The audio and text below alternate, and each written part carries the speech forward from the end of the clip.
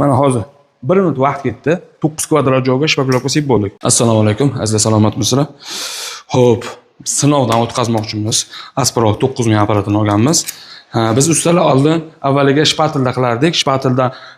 Shpatilga ol devorga surka, keyin valiga o'tdik. Valida ishimiz 2-3 barobarga tezlashdi.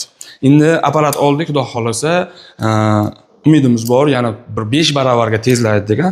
Shuni sizlar bilan xudo xolasa sinab ko'rmoqchimiz.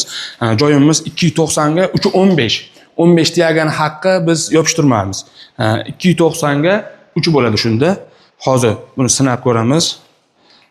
Videoni uzmaysiz. Men timer qo'yaman. Boshladik. Bismillah. Telefonni mana shu joyga qo'ysam, xotirjam, shoshilmasdan qilamiz. Qanchada qilib bo'lamiz, sizlar bilan ko'ramiz inshaalloh. Bismillah.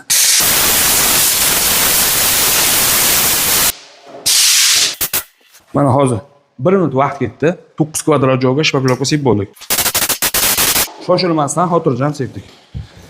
Bu DLT finishli 0'lik lezva. Finishli shpaklovka hozir. Bismillah.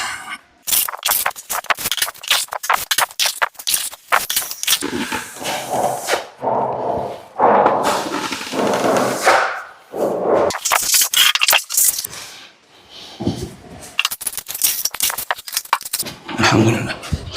Xo'p, mana hozir qancha vaqtimiz ketdi?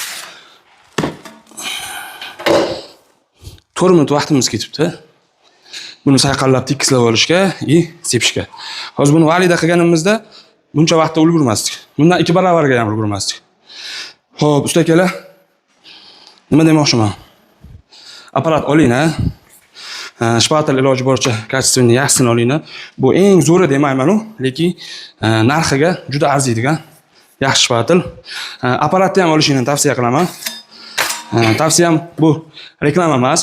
Lishna o'zimni nima desa bo'ladi? Bu ishda yaxshi rezultatga erishasizlar.